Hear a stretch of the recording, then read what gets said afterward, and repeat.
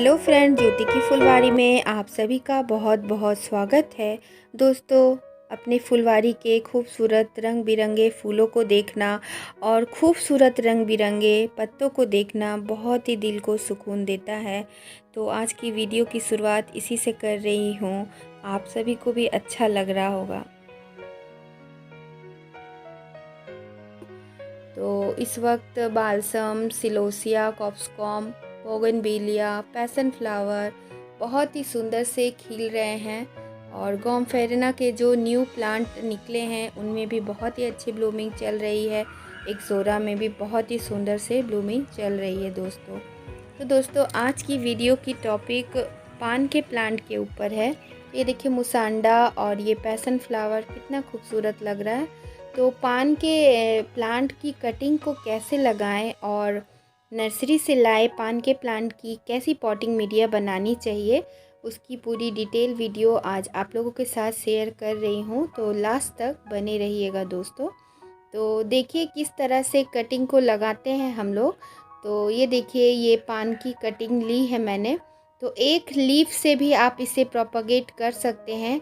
2 leaf, 1 leaf से आप आराम से इसे प्रोपगेट कर सकते हैं। तो पान के जो पौधा होता है, पान का पौधा, वो एक शेड लविंग पौधा होता है और मॉइस्चर लविंग पौधा होता है।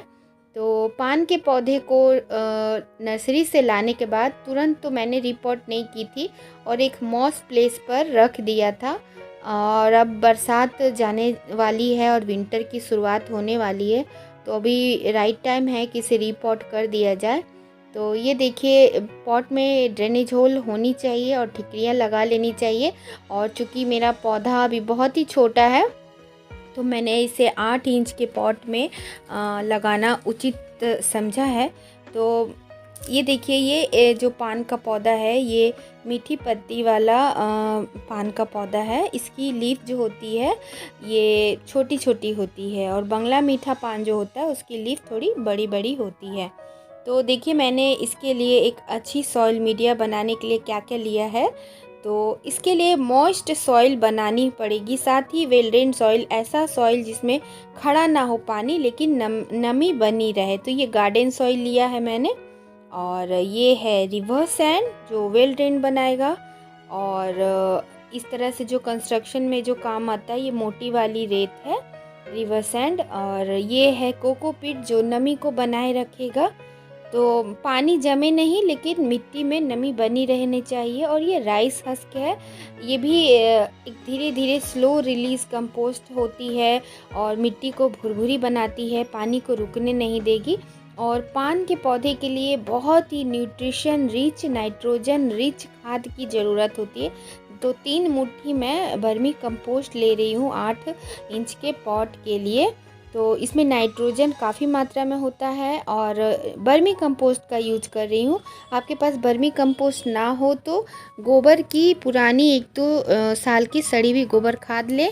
और 2 चम्मच मैं सीवीड ग्रैन्यूल्स का ले रही हूँ, जो कि बहुत ही माइक्रोन्यूट्रिएंट्स होती है, पौधे को अच्छी ग्रोथ के लिए काफ़ी ज़रूरी होता है।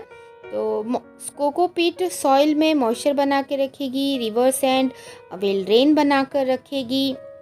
गार्डन सॉइल तो होना, उसमें हर तरह की न्यूट्रिशन गार्डन सॉइल में मौजूद होती है। और सीवीड ग्रैन्यूल्स को लिया है मैंने। और नीम खली भी 1 मुट्ठी देना है दोस्तों, लेकिन अभी मेरे पास टेरेस पर नीम खली नहीं थी, तो मैं बाद में ऐड कर दूंगी। आप सभी नीम खली भी ज़रूर ऐड करिएगा, क्योंकि वो बहुत ही अच्छा काम करता है। धीरे धीरे वो पौधे में न्यूट्रिशन तो देगा ही, साथ में फंगीसाइड का भी काम करता है, इंसेक्टिसाइड का भी काम करता है। और मैं ट्राइकोडर्मा फंगीसाइड भी मिक्स कर रही हूँ, जिससे कि कोई भी फंगस वगैरह का प्रॉब्लम नहीं हो। और विंटर आने से पहले पान के पौधे की कटिंग लगाना है तो लगा ले, रिपोर्ट करना है तो कर ले। ये एकदम लास्ट टाइम चल रहा है, बिल्कुल जल्दी करके ये सारे काम निपटा लीजिए। तो पॉट में मैं भर ले रही हूँ। आप सभी भी एक अच्छे से पॉट में एक लेबल बनाकर भर लीजिए और 1 इंच तक पॉट, 1 से 1.5 इंच तक पॉट को खाली रखिएगा। तो पान के पौधे को डायरेक्ट धूप में नहीं रखा जाता है। डायरेक्ट धूप में रखने से पान का पौधा ख़राब हो जाता है, उसकी पत्तियाँ जल जाती हैं। और बीच में देखिए मैं एक डंडा दे देती हूँ बीच में। और जब मैं इसको रीपॉट करूँगी बड़े पॉट में तो उस टाइम पर मैं मॉस स्टिक दूँगी। आप ऐसा कर सकते हैं, मॉस स्टिक भी आप डाल सकते हैं। तो इस तरह से रूट बॉल अच्छी भुरभुरी मिट्टी में लगी हुई थी, तो मैंने ज़्यादा डिस्टर्ब नहीं की रूट बॉल को। तो इस तरह से बैठा देना है और डंडे के सहारे से इसको आप बांध भी सकते हैं। तो मैंने इसको कट कर दिया, तो अभी बांधने की ज़रूरत नहीं है, क्योंकि अभी विंटर में डॉर्मेंसी में चली जाती है, मतलब इसकी ग्रोथ रुक जाती है विंटर के टाइम पर। तो इसीलिए ये मानसून का सीज़न इसके लिए बेस्ट सीज़न होता है। तो जैसे ही फरवरी आएगा तो ये बहुत ही अच्छे से फिर से ग्रोथ शुरू कर देगा।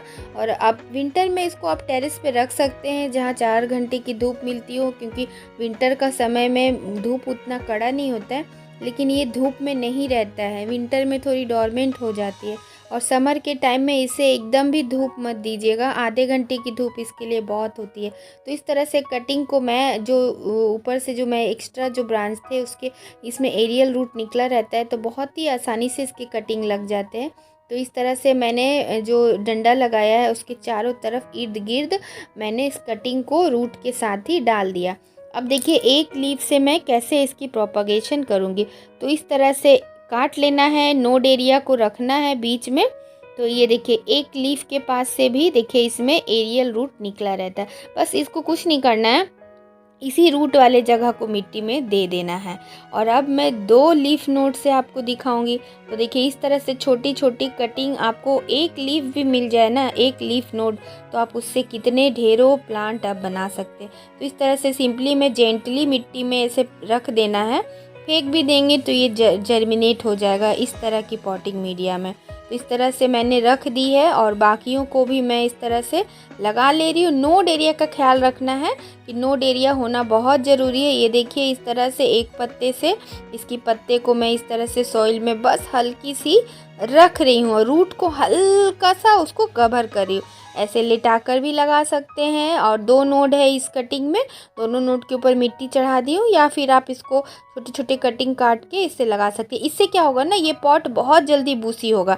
आप डंडे के चारों तरफ लगाइए, कभी भी पान का पौधा बीच में नहीं लगाया जाता, बीच में मॉस स्टिक लगाया जाता है और उसके इर्द गिर्द मनी प्लांट भी इसी तरह लगाया जाता है। एकदम मनी प्लांट के जैसा ही इसको केयर करना है।